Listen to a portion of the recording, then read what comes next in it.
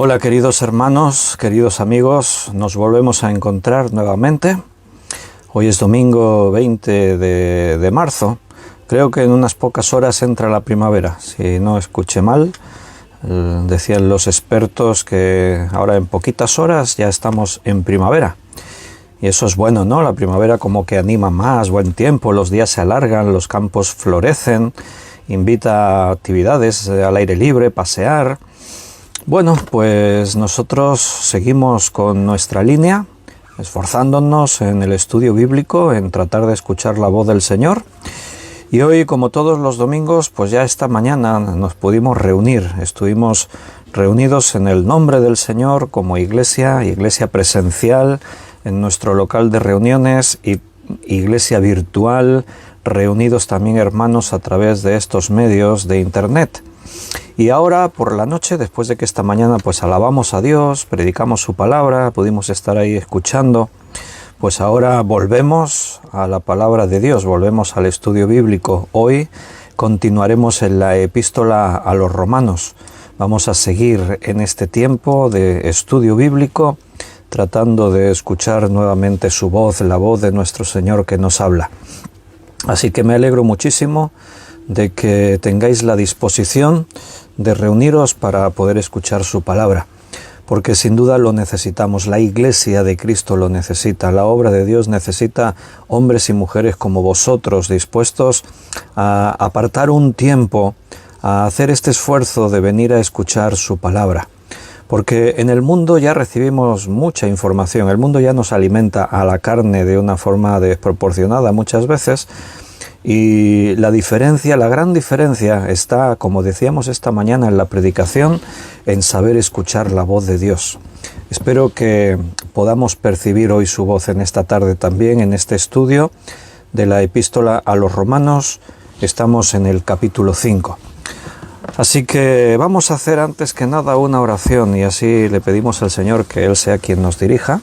Nos ponemos en sus manos y comenzamos este tiempo de estudio bíblico juntos así en su nombre. Vamos a orar. Señor, estamos muy agradecidos un nuevo día de podernos reunir en tu nombre.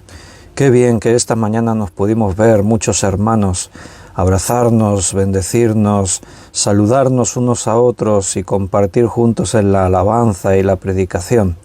Qué pena que echamos de menos a otros hermanos que no pudieron estar por la distancia o por las circunstancias.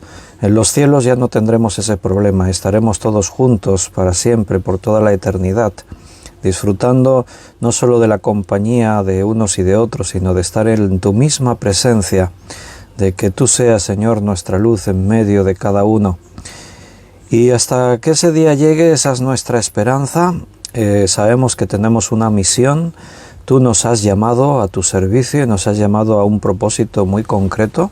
Tenemos que predicar tu evangelio hasta lo último de la tierra y para eso tenemos que permanecer unidos, fortalecidos en el Espíritu Santo y en el poder de tu palabra que nos transforma, nos cambia, nos habla. Y por eso venimos diariamente a escuchar tu palabra, porque necesitamos ese sostén, esa fuerza que viene de tu palabra y necesitamos que tu obra siga desarrollándose en cada uno de nosotros. Estamos dispuestos a oír tu voz. No queremos endurecer nuestro corazón, tener la disposición de escucharte y recibir la palabra que tú tengas que darnos. Y de esa manera que cada uno, Señor, podamos seguir creciendo en ti. Tú nos amas, tú tienes un plan para nuestra vida.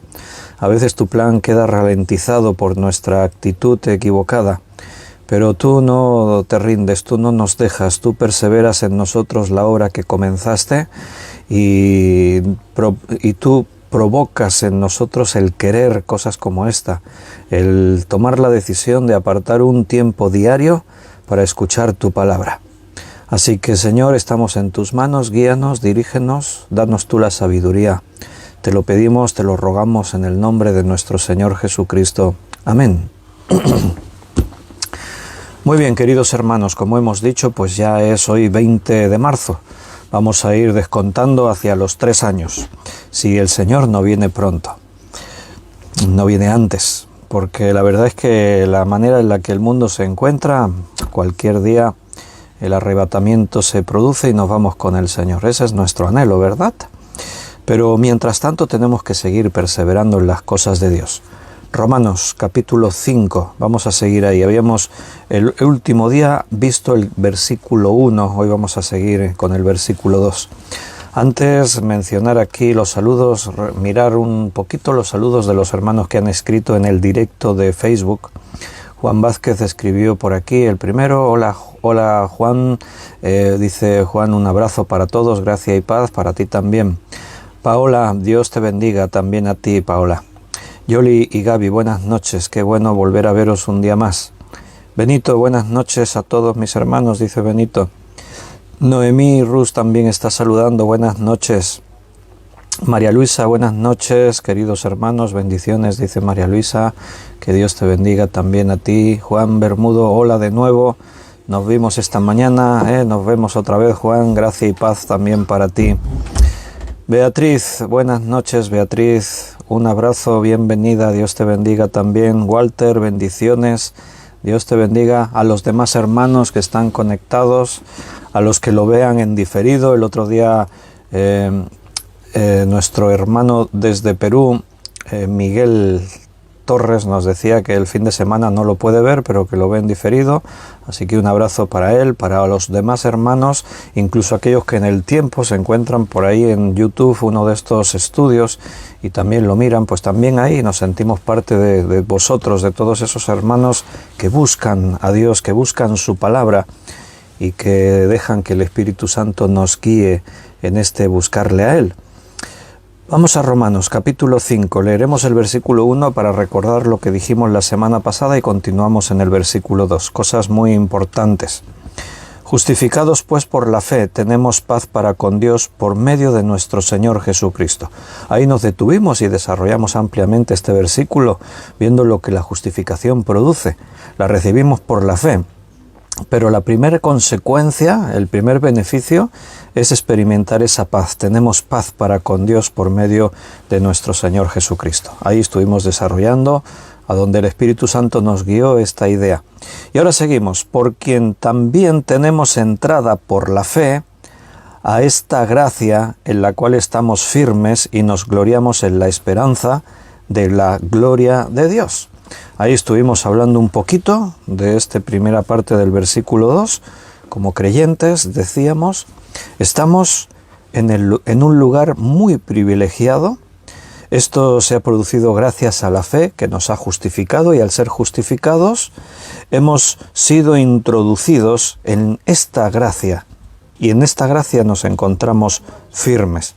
O sea, Dios no solo nos declara sin culpa, somos justificados, no, sino que también nos lleva cerca de Él. Dios nos posiciona cerquita de Él, nos declara que somos sus hijos. Ahora antes éramos enemigos de Dios, ahora somos amigos.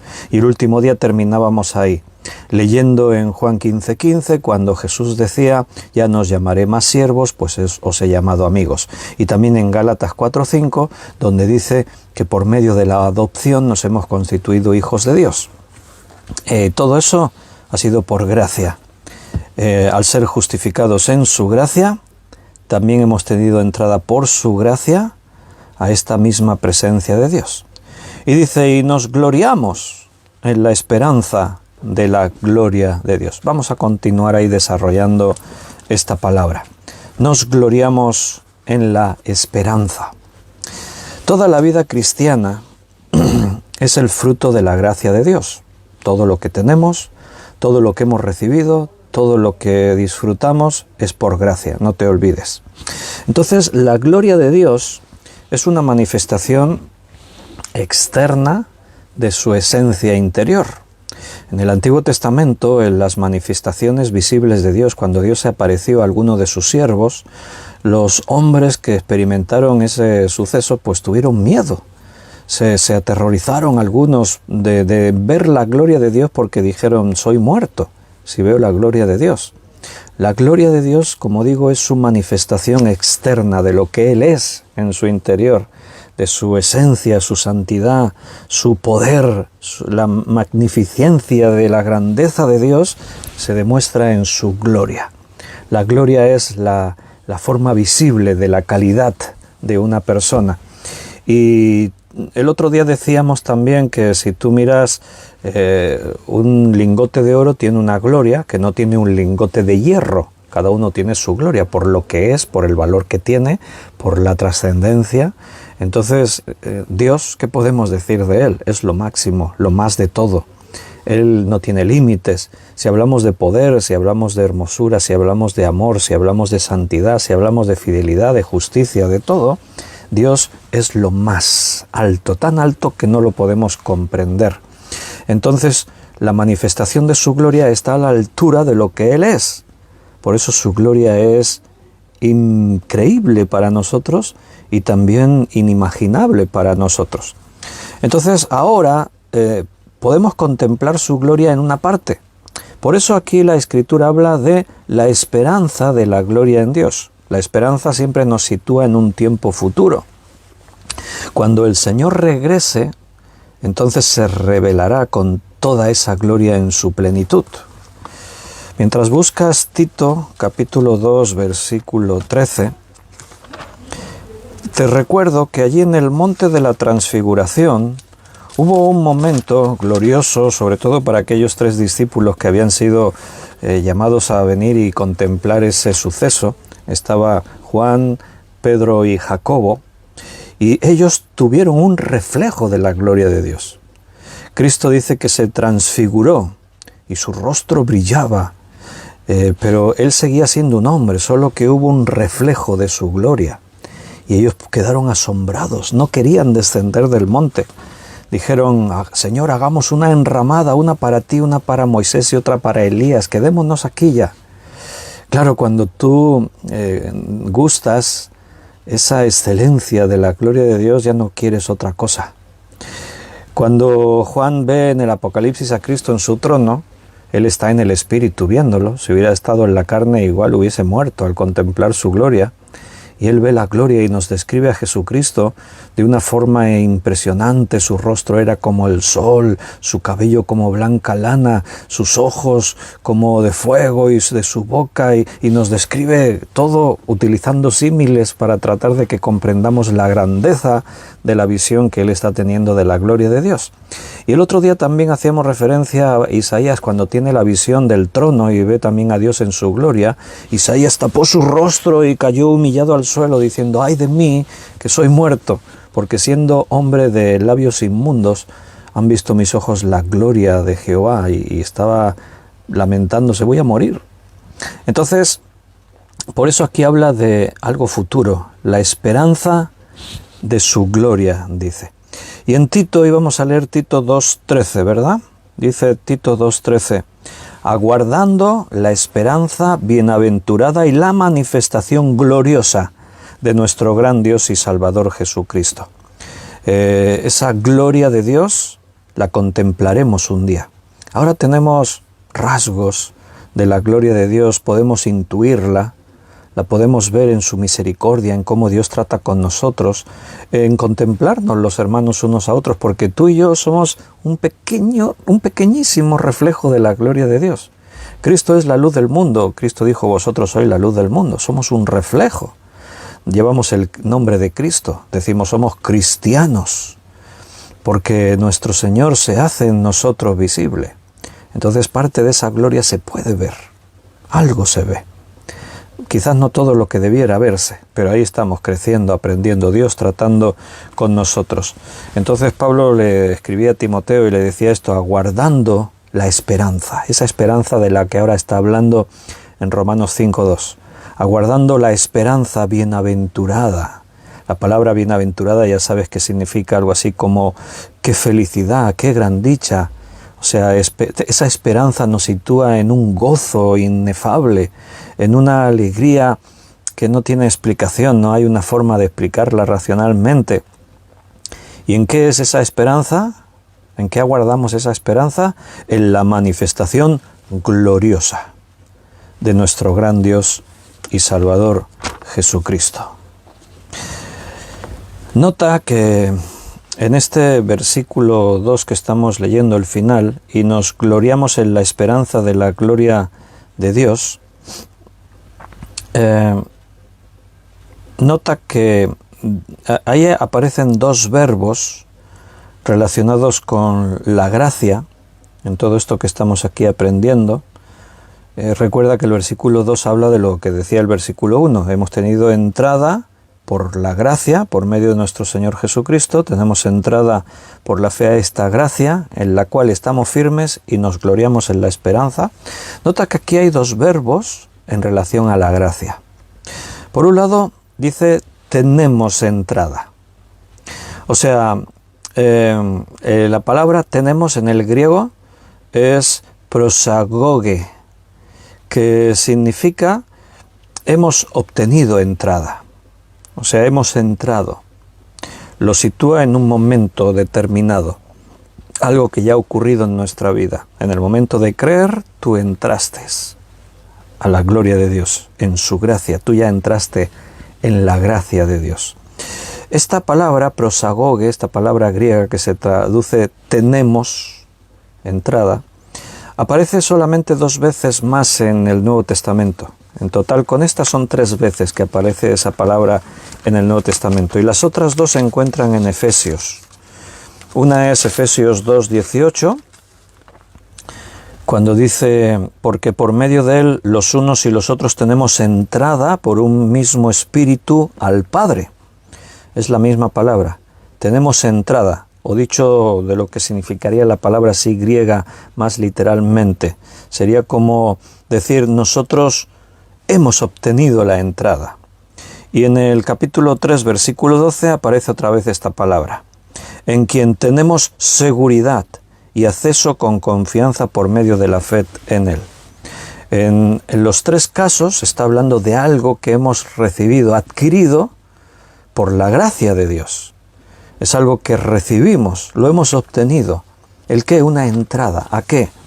Bueno, pues en uno de los versículos dice a la presencia de Dios, en el otro dice hemos tenido entrada a la seguridad y acceso a la confianza en Él. Y en el texto de Romanos que estamos viendo, dice que hemos tenido entrada por la fe a la gracia. La gracia es el favor inmerecido, el regalo que Dios nos da. Bien, este es una terminación verbal relacionada con la gracia. Y el otro es cuando dice, en la cual estamos firmes. Aquí dice, estamos firmes. Uno dice, tenemos la idea, la palabra prosagoge. Hemos obtenido la entrada. En la cual estamos firmes. Nos habla de algo presente. Así como tenemos entrada se refiere más a algo que ya adquirimos, algo pasado. Ahora estamos firmes, está hablando del presente. O sea, hemos tomado la posición firmemente en esta gracia a la que hemos sido introducidos. La relación con Dios, en la que Dios nos ha ubicado a través de la justificación, no es esporádica, ocurrió y ya está, sino que es continua. Dicho de otra forma, llegamos a la salvación por gracia, nos mantenemos en la salvación por gracia. Este es uno de los principales argumentos contra esa corriente de la teología de la salvación que dicen algunos que la salvación se puede perder. La pregunta siempre es, si la salvación se pierde, ¿cómo y cuándo la pierdes? Bueno, por una actitud de pecado, por una actitud de frialdad, de alejamiento. Si tú decides apartarte, pues pierdes la salvación. Pero esto entra en conflicto, esa idea entra en conflicto con enseñanzas como esta, que dice que por medio de la fe hemos sido justificados y por medio de la fe tenemos entrada a la gracia. O sea, obtuvimos la gracia por nuestra fe. Ahí tú entraste. Y estamos firmes, o sea, nos mantenemos firmes en la gracia por fe. O sea, la salvación la recibiste por gracia y te mantienes salvo por gracia. Añadiríamos, no te salvaste por tus obras, sino por gracia. no te mantienes salvo por tus obras, sino por gracia. Esa es la gran diferencia. Por eso no comparto evidentemente esa idea de que la salvación se pueda perder, porque la salvación es la obra de Dios en tu vida y esa obra es perfecta y es completa y no depende de nosotros, depende de Dios. Dios nos salvó, Él nos mantiene salvos.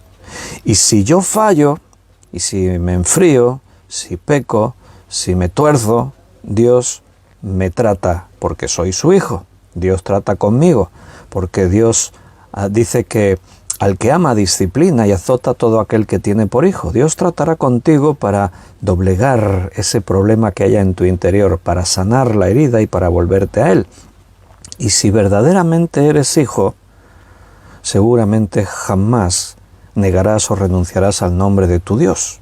Dios tratará contigo si hay algo. Entonces lo que estamos diciendo es que esa entrada a la gracia de Dios es segura. No perdemos ni recuperamos la gracia. Estamos firmes en la gracia. Yo sé que a algunos les puede costar entender, ¿no? Porque dice, bueno, es que yo no siempre estoy firme. Yo a veces me desanimo, me aparto un poco, me enfrío, dejo de ser constante. Sí, pero no es la gracia. La gracia te habla de tu justificación, de estar en la presencia de Dios, de haber sido salvo. Y repito, eso es algo que Dios hace. Es normal que en la vida del creyente haya altos y bajos. En algunas vidas parece una montaña rusa, ahora estoy arriba, ahora estoy abajo, ahora estoy arriba, ahora estoy abajo. Claro, lo ideal es madurar y en la madurez ir adquiriendo un nivel estable. Pero no somos perfectos. Hemos estado viendo en la vida de algunos personajes bíblicos como Abraham, Isaac y Jacob, que también ellos, a pesar de ser héroes de la fe como Abraham, también tuvieron sus caídas, tuvieron sus baches, fallaron, y no se puede decir que perdieron la gracia. No, estaban en la gracia. Por eso, en ese estado de caída, Dios siguió tratando con ellos. ¿Por qué? Porque estaban en la gracia. Si hubiesen perdido su condición de gracia, pues entonces habrían quedado desamparados de Dios, a su suerte. Pero en la gracia de Dios permanecemos, nos fortalecemos, nos hacemos fuertes. El Señor sigue su obra en nuestra vida, no depende de mí, depende de Él. No depende de mis obras, depende del sacrificio que Jesús realizó por nosotros en la cruz. Y gracias a ese sacrificio es que yo por la fe soy justificado y entro a su gracia. Ahora tengo ese estado de seguridad, de que estoy ¿dónde? En la gracia de Dios. Estoy donde no me lo merecía. Estoy donde yo no puedo estar por mi propia fuerza. Si estoy en su gracia, el mérito es suyo. Por eso Dios trata con nosotros de la forma circunstancial en la que cada uno nos encontremos, pero si Dios está tratando contigo es que estás en su gracia. Luis Fernando hace una pregunta, a ver, ¿qué dice? Una pregunta, y el versículo que dice que los que perseveran hasta el fin serán salvos, ¿cómo lo aplicamos? Bueno, esos versículos se tienen que ver en su contexto, claro, cada uno. Lo que nunca debemos hacer es tomar un versículo y desubicarlo del contexto en el que se está hablando. Ese versículo se encuentra allí en Apocalipsis, en los mensajes que Cristo da a la iglesia. Allí en diferentes versículos, en diferentes mensajes a las diferentes iglesias, se aparece esa idea, y el que persevere hasta el fin será salvo. Porque la constancia es una demostración de ser cristiano. O sea, tiene relación con lo que estamos diciendo. Si decimos que estamos en su gracia, entonces ahí está el perseverar. A veces la palabra salvarse tiene diferentes significados, dependiendo del contexto. Cuando estudiamos hermenéutica bíblica aprendemos esas cosas, porque el significado de las palabras se obtiene viendo el contexto en el que se encuentran. Cuando tú lees salvar en la Biblia, no siempre está hablando de salvar espiritualmente. La Biblia a veces habla de salvar de una tribulación, salvar de un peligro. La palabra salvar se puede estar refiriendo al mensaje en sí mismo del Evangelio. Cuando dice, y les predicamos la salvación de Cristo, está hablando del Evangelio. Salvar puede tener que ver con la salvación espiritual, pasar de muerte a vida, puede tener diferentes significados. Entonces hay que ver bien en el contexto a qué se refiere. Cuando dice el que persevere hasta el fin será salvo. En esos contextos está hablando de los peligros, de la tribulación, de las pruebas que vienen contra los creyentes. Y el creyente tiene que perseverar hasta el fin y al final será librado, será salvado de esa situación, del estado de tribulación, de peligro, de sufrimiento en el que se encuentre. No tiene que ver con decir, si perseveras te salvas, si no perseveras te condenas. No quiere decir eso. Relacionado con esto, claro, es un tema muy extenso que a veces lo hemos estudiado y seguramente en algún momento lo volveremos a desarrollar porque va saliendo, es la necesidad. Pero también allí en Apocalipsis dice, y el que se halló escrito en el libro de la vida será salvo. Y en otro lugar dice, y no raeré vuestro nombre del libro de los vivientes. Entonces, claro, nosotros relacionamos a veces conceptos, ideas. El libro de la vida, el que está escrito, es salvo. Pero aquí dice Dios, y si perseveras, no quitaré tu nombre del libro de la vida. Ah, entonces quiere decir que puedes quitar tu nombre. Y no, una vez estudiamos ese texto en profundidad, considerando las palabras en su idioma original, y nos dimos cuenta de que al estudiarlo en profundidad, tienes que considerar una idea que tiene que ver con el contexto histórico-cultural cuando se escriben esas palabras, que en las ciudades estaba el libro de los vivientes. Es como el censo que nosotros tenemos. Cuando nace un niño, ¿qué hacen sus padres? Van al registro civil y lo inscriben. Y entonces entra dentro del censo. Ahora el hijo es una criatura, es un ser vivo y es un ciudadano del país aquí en España donde tú lo has escrito. El día que muere esa persona, sus familiares vuelven a ir al registro civil y entonces llevan el certificado de defunción y entonces esa persona aparece en el registro como que ya murió. Entonces vamos a decir, es como que cuando nacemos, todos estamos inscritos en ese libro de los vivientes, porque ahí hay que matizar. A veces se habla del libro de los vivientes y otras veces se habla del libro de la vida. Entonces, cuando todos nacemos, vamos a decir que todos estamos inscritos en el libro de los vivientes, porque todos los bebés son salvos. Si no estás escrito en el libro de la vida, quiere decir que no entrarás en la eternidad, no eres salvo. Pero, ¿cómo hay que inscribirse? Vamos a decir que todos en un principio estamos inscritos. Porque si un bebé muere, la duda entonces, pero estaba inscrito el bebé en el libro de la vida, porque hemos dicho, si no estás inscrito no te salvas. Y Jesús decía, de los tales es el reino de los cielos, porque viven en un estado de inocencia completa. Dios no los juzga porque no tienen conocimiento del pecado. Entonces no los puede juzgar en relación con los pecados.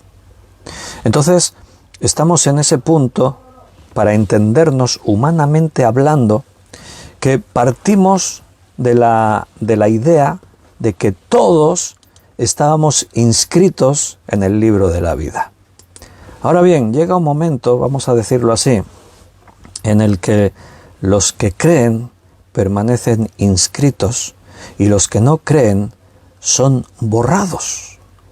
Y claro, eso es una situación así, pues vamos a decir, difícil de entender para nosotros, porque estamos hablando de cuestiones que tienen que ver con Dios, con cuestiones eternas, con situaciones pues realmente que se escapan a veces a nuestro conocimiento. Repito, son temas que se tendrían que estudiar sobre el terreno, ir a cada texto, leer el contexto, las palabras donde aparece, pero te aseguro, porque lo hemos hecho otras veces, de que los pasajes que parece que insinúan que la salvación se pierde, estudiándolos en su contexto con todas las reglas hermenéuticas, viendo el contexto, considerando el fondo histórico-cultural, teniendo en cuenta lo que son hebraísmos, formas y expresiones hebreas de hablar, etcétera, etcétera, te das cuenta que no encuentras claramente que diga ningún texto que la salvación se pierde. En algunos se puede llegar a esa deducción, pero interpretando. Y si yo confronto a alguien que dice que la salvación se pierde con los textos que afirman que no se pierde, entonces el peso es absoluto. O sea, el peso de todos los versículos que dicen que la salvación, una vez que la recibes, es para ti y ya no se pierde, es incuestionable. Y a veces aparecen esos textos sutilmente detrás de otras enseñanzas como la que estamos viendo. O sea, aquí se habla de que dice que hemos tenido entrada por la fe en la gracia. Por la fe entraste en la gracia de Dios. Y dice que de la misma forma estamos firmes. Entramos y nos mantenemos firmes por la fe en la gracia. Si fuese de otra forma, diría, entramos por la fe a la gracia y nos mantenemos por nuestras obras en la gracia. Y no dice eso en ningún sitio. Dice que entremos a la salvación por gracia y nos mantenemos salvos por gracia. La cuestión ¿es salvo esta persona? Esa es la cuestión. Porque es muy fácil formar parte de la religión, es muy fácil que la gente está en una iglesia, hacen rituales, como le pasaba al pueblo de Israel. Igualmente, como estamos viendo muchas veces, que a veces se ve la demostración de que esta persona, mira, habla, alaba a Dios, canta en la iglesia, algunos hasta han sido pastores, y de pronto un día se fueron de la iglesia, y los oyes por ahí, y claro, nosotros nos quedamos con la idea de que eran salvos y ahora no lo son, han perdido su salvación. Pero quizás es que nunca llegaron a ser salvos, esa es la cuestión. El Señor, cuando habla del juicio ante el gran trono blanco, dice una palabra clave. Cuando llegan los religiosos, aquellos que pensaban que en el cielo les tenían preparado una silla al lado del trono, y ya van entrando y el Señor dice, vosotros al fuego eterno, preparado para Satanás y ellos dicen, Señor, no, o sea, le rectifican a Dios, debe tratarse de un error, le dicen. En tu nombre echamos fuera demonios, sanamos enfermos, hicimos milagros. O sea, eran de estos que buscan siempre lo sobrenatural. Pero el Señor les dice, apartaos de mí, hacedores de maldad al fuego eterno, y dice unas palabras claves, nunca os conocí. Si hubieran sido salvos, habrían sido conocidos, que pasaron a ser desechados. Pero el Señor no dice eso, dice, nunca os conocí. Formaban parte de la religión, y en el nombre de la religión hacían cosas, que ese sería otro tema. ¿Y cómo es que dicen hicimos milagros, andamos enfermos? Ese sería otro tema. La pregunta sería cómo ocurrieron esas manifestaciones. Dios tiene todo el poder, Satanás tiene también algo de poder, puede engañar, puede provocar supuestos milagros, puede engañar a los hombres porque nos encontramos en una esfera diferente. A veces una sanidad puede parecer un milagro y simplemente es una cuestión de autosugestión. En la ciencia médica está reconocido que eso funciona. En los hospitales la medicina utiliza placebos para tratar con enfermos. Cuando se hacen pruebas de un nuevo medicamento, se administran placebos y se administra la verdadera medicina y no se le dice a quién se le da una cosa y se le da otra para analizar y ver las reacciones químicas que ocurren en el cuerpo. Pero hay una persona en el hospital que dice me duele mucho y necesito algo y le dan una pastilla, tómate esto, te va a quitar todo el dolor. Y se la toma y al ratito dice ya me encuentro mucho mejor. Y le dieron una pastilla que era placebo, no tenía nada, era inocua. No contenía nada, fue su propia mente la que le llevó a un estado de decir ya me encuentro mejor. Entonces sería cuestión de analizar todos esos casos y no es nuestra tarea. Nos quedamos con lo que la Biblia dice. Y la Biblia dice que entremos a la gracia por la fe, tuvimos entrada y por la gracia y por la fe nos mantenemos en la gracia. Eso es lo que dice aquí en este texto. Entonces todo esto nos lleva, sigo ahí en Romanos 5, versículo 2, y ahora leeremos el 3. Todo esto nos lleva a que nuestra esperanza cristiana no es incierta, porque recuerda que detrás de todo esto que estamos hablando el propósito es decir, y nos gloriamos a consecuencia de esto, de que entremos a la gracia por medio de nuestra fe y nos mantenemos en la gracia por nuestra fe, y todo esto produce en nosotros, dice, el hecho de que nos gloriamos en la esperanza de la gloria de Dios.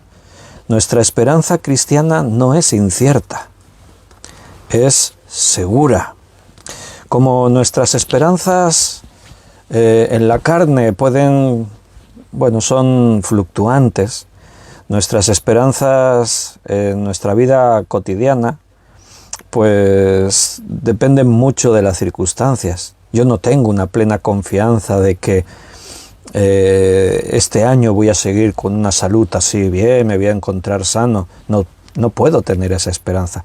Tienes la esperanza.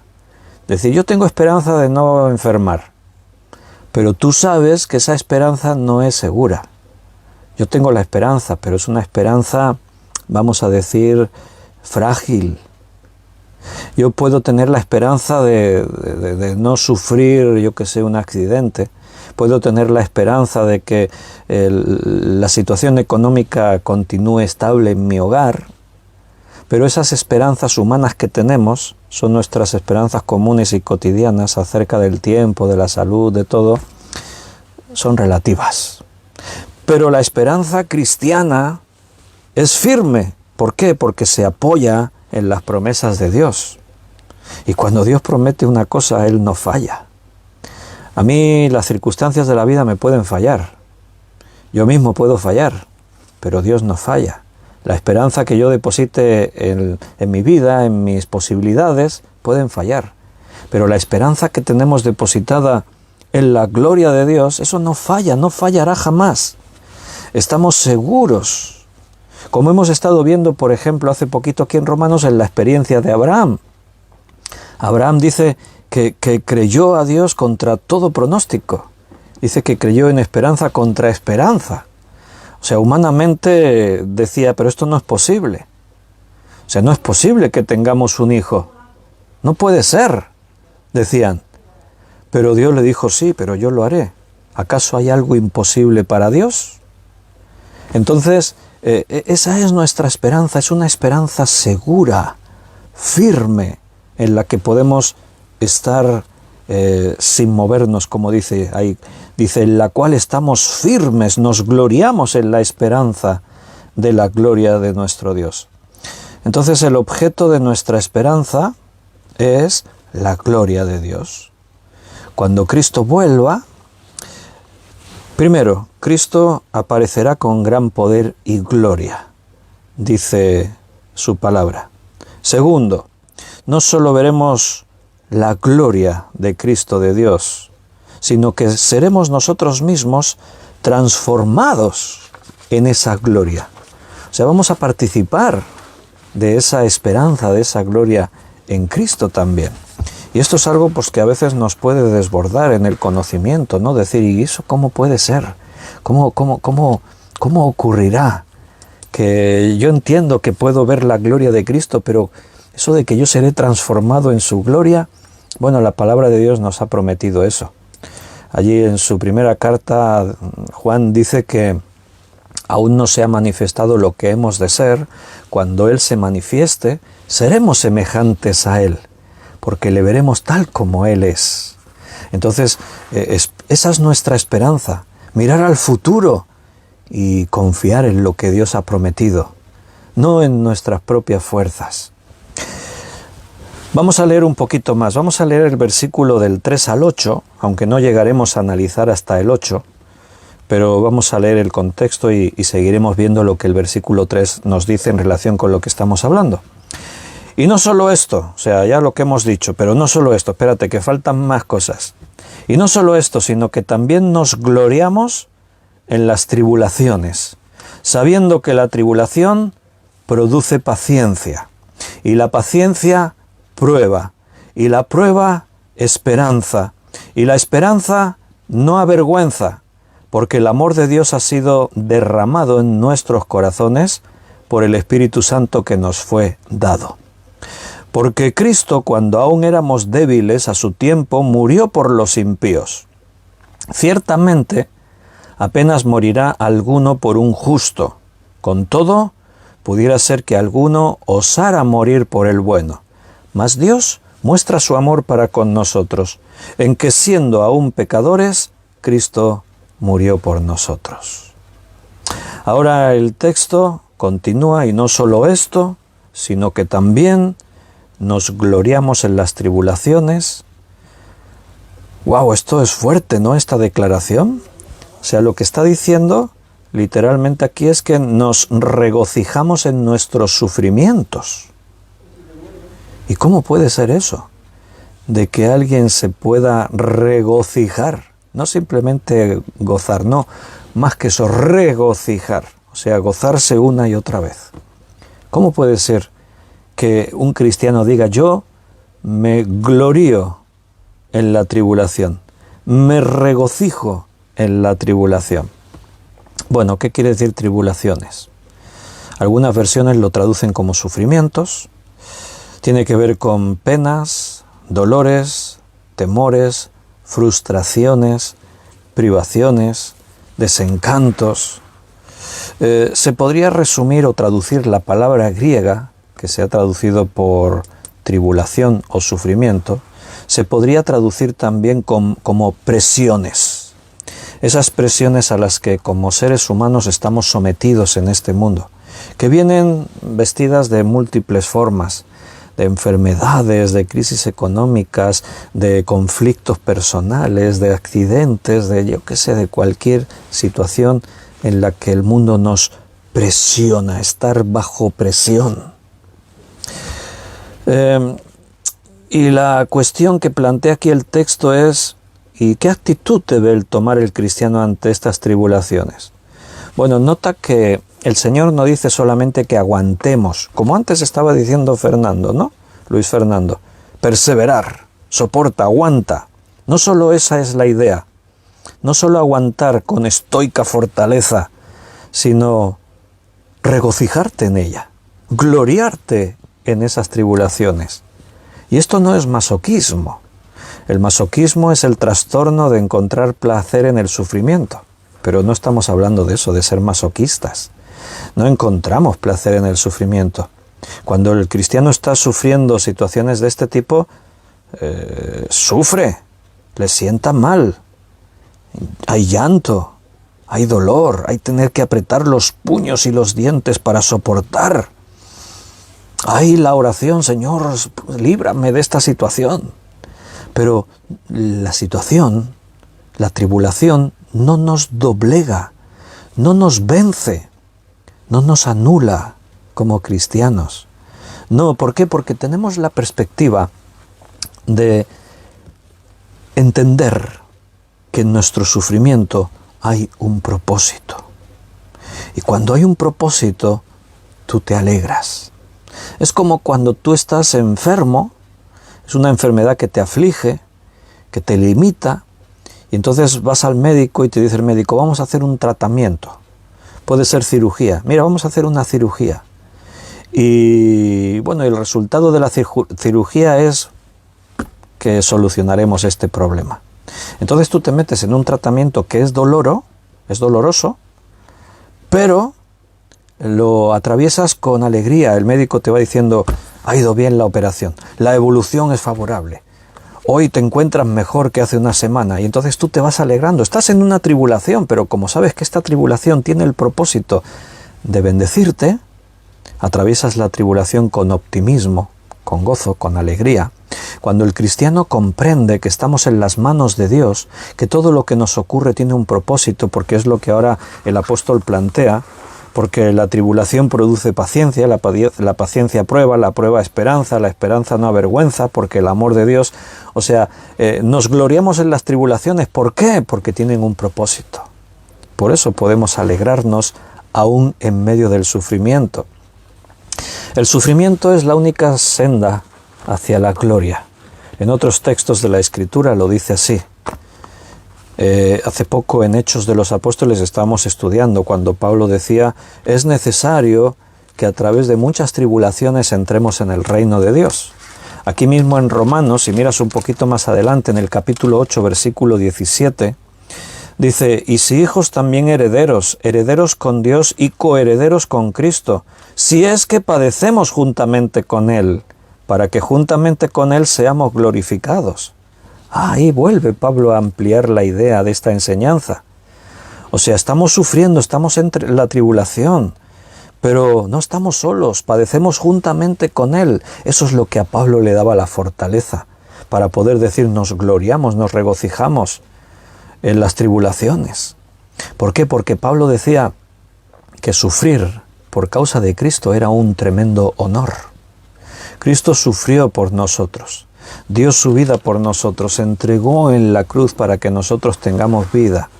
Entonces, cuando Pablo podía mirarse y compararse con Jesús en cuanto al sufrimiento, decir, estoy sufriendo por mi Señor Jesucristo, igual que Cristo sufrió, yo también estoy sufriendo por su causa.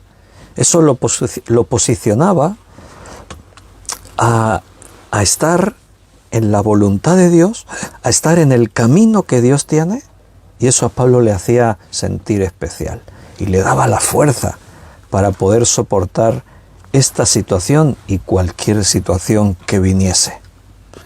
Pablo estaba satisfecho, estaba contento, aún en medio del sufrimiento, porque él sabía, estoy donde Dios quiere que estés. Cuando tú sabes que estás en el centro de la voluntad de Dios, entonces, mira, la fuerza que recibes es sobrehumana.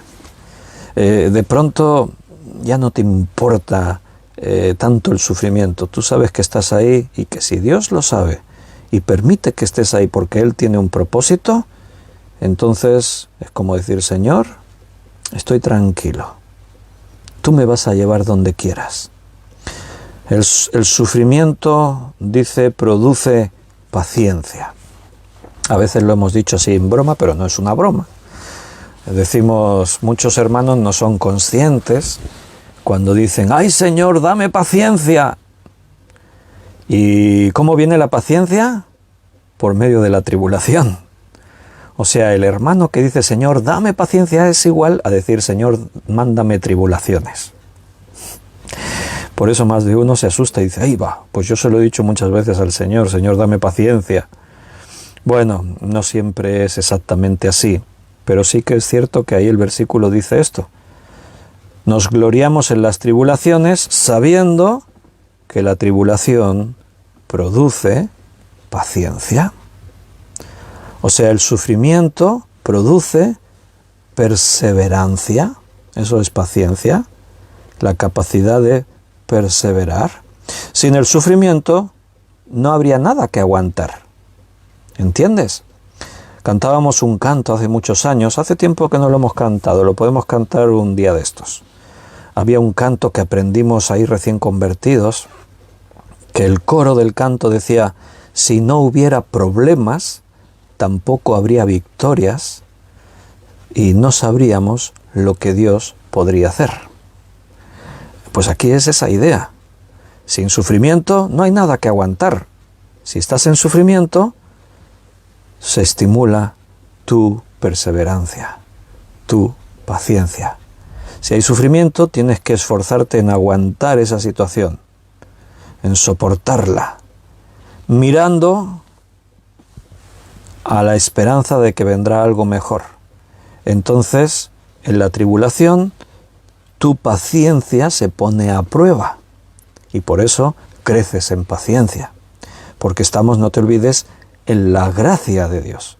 Y si estás en la gracia de Dios, el Señor va a seguir desarrollando su obra en ti. Y después dice en el versículo 4, y la paciencia produce prueba, y la prueba esperanza. Bien, ¿y qué quiere decir eso de que la paciencia produce prueba? ¿Qué entendéis vosotros por eso de que la paciencia produce prueba? Seguramente es uno de esos versículos que muchos creyentes lo leen y no terminan de entender bien lo que quiere decir, pero bueno, yo sigo leyendo. Algo significará. Bueno, si te tomas un tiempo y escudriñas, profundizas, pues lo entenderás mejor. Y si no, pues para eso tenemos los estudios bíblicos, para explicar, crecer y seguir aprendiendo cosas como esta. La paciencia, la perseverancia produce, en otras versiones vas a leer, produce certeza de carácter. La palabra griega es dokimé, que viene a hablar de la cualidad de una persona que ha sido puesta a prueba y ha pasado la prueba. Cuando uno es puesto a prueba, entonces vamos a decir que su carácter fue probado y aprobó. Es como decir, ahora es un carácter que ha maduró. Eso es lo que quiere decir. Y la esperanza y la paciencia, produce prueba. La paciencia produce madurez. La paciencia produce que tu carácter se fortalece. Eso es lo que produce la paciencia que viene de la prueba. O sea, estás probado, estás sufriendo, y eso hace que tu paciencia aumente, crezca. Y al aumentar en el sufrimiento, en la paciencia, resulta que también eso produce prueba, o sea, produce carácter más maduro. Tu carácter es probado y te formas, te vas haciendo más en el ideal que Dios tiene para ti. Vas adquiriendo un temple de veterano, a diferencia de lo que un recluta inexperto todavía tiene que crecer y tiene que aumentar. Y después de todo esto viene la esperanza, porque dice, y la prueba, esperanza. Es como una cadena de acontecimios. O sea, yo estoy en el sufrimiento me lleva a tener que soportar, y eso me ayuda a crecer en paciencia. Y al estar en ese estado, resulta que la prueba me hace más fuerte. Ahora resulta que mi carácter madura, adquiero más temple, más visión, más sabiduría. Y eso me lleva a que, por lo tanto, mi esperanza también aumenta. ¿Por qué? Porque ahora veo las cosas desde otra perspectiva. La esperanza es algo que se espera. Por eso dice en 1 Corintios 13, permanece la fe, la esperanza y el amor. El mayor de ellos es el amor. Pero la fe y la esperanza van unidos de la mano. Si tienes fe, tienes esperanza. La fe te lleva a esperar. ¿Qué es la fe? Dice en Hebreos 11, es pues la fe, la certeza de lo que se espera, la convicción de lo que no se ve. Entonces, en este proceso adquirimos esperanza. Finalmente ese es el fin. Que tú te sostengas en tu vida cristiana mirando hacia adelante. También en Hebreos 11 dice que todos estos hombres y mujeres de fe no anhelaban una patria terrenal, o sea, no anhelaban los bienes terrenales. Su esperanza no era poderse comprar una casa mejor, un coche último modelo, era reformar su casa, pegarse unas buenas vacaciones. No, dice que esa no era su esperanza. Su esperanza estaba puesta en el futuro, en lo que vendría, anhelando las cosas de arriba, no las de la tierra. La esperanza nos sitúa en nuestro estado como ciudadanos del reino. La Biblia dice que estamos en el mundo, pero no somos del mundo. Estamos en un mundo del cual, hemos sido transformados, creímos, y nos convertimos en hijos de Dios y por lo tanto en ciudadanos del reino de los cielos. Y estamos aquí, sí, pero como peregrinos y extranjeros, estamos de paso. Nuestra ciudadanía está en los cielos, donde está Cristo sentado en el trono, donde prepara un lugar para nosotros. Y todas esas promesas son las que nos ayudan a vivir. Esperanza. Hermanos, ¿te has imaginado alguna vez cómo sería nuestra vida si no tuviésemos todo eso? ¿De qué serviría esforzarnos en ser buenas personas, en tener un estudio bíblico todos los días? Sí, ¿no? Recibimos cosas buenas, el amor que tenemos los unos por los otros, la compañía, la amistad. pero al final todo eso sería efímero, sería algo que tenemos en esta vida, en este mundo, y que al morir desaparecería todo y ya está. ¿Habrá compensado tanto sufrimiento para algunos buenos ratitos que tuvimos de felicidad? La vida se convierte en algo vacío, en un sinsentido, si no tenemos esa esperanza. Cuando los seres humanos que no creen en Dios, que rechazan el mensaje de la Biblia, por lo tanto no tienen la esperanza que después de la muerte está la vida eterna que Dios nos ofrece, pero muchos rechazan eso. ¿Y qué es lo que hacen? Necesitan tener esperanza en algo, y aunque negaron a Dios y no creen en Dios, buscan su propia esperanza y se inventan, en su propio razonamiento humano imperfecto, se inventan cuestiones. No, cuando morimos el ser humano no desaparece, se reúne con sus seres queridos. No volvemos al polvo de las estrellas porque nosotros somos eso, polvo de estrellas. No, seguro que hay algo, hay una dimensión en la que nos fusionamos con el universo y no sé qué. O sea, vivir una vida sin esperanza es lo más absurdo y vacío que hay. Y si rechazas la esperanza que Dios te da, que es la única fiable, te tienes que inventar otra esperanza. Porque si no, no tiene sentido. Hay algunos testimonios escritos de momentos finales en la vida de algunos de los grandes ateos que la historia ha conocido. Y algunos documentos recogieron las últimas palabras de estos hombres que negaron la existencia de Dios, del cristianismo y todo esto.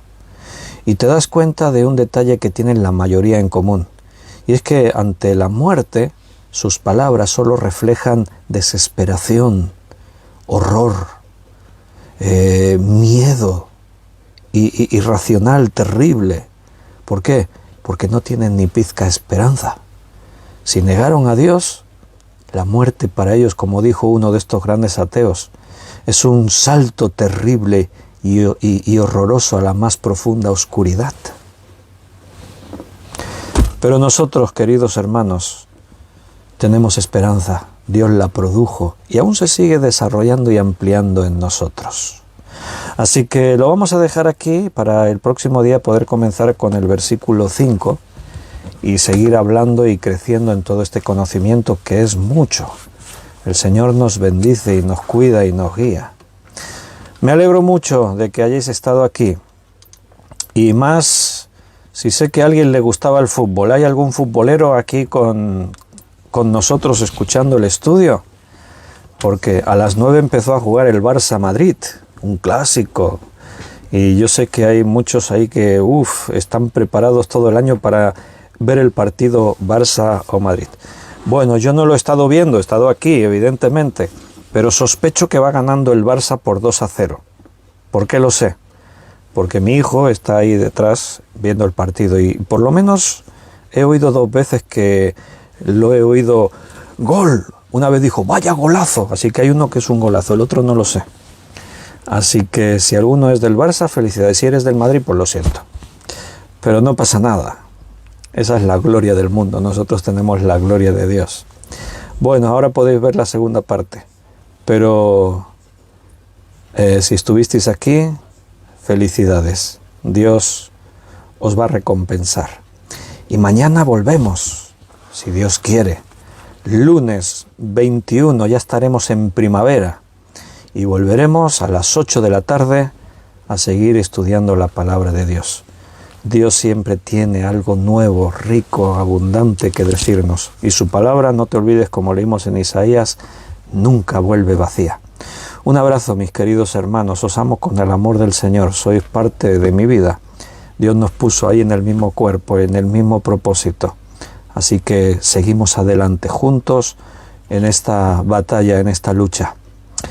Hasta mañana, si Dios quiere.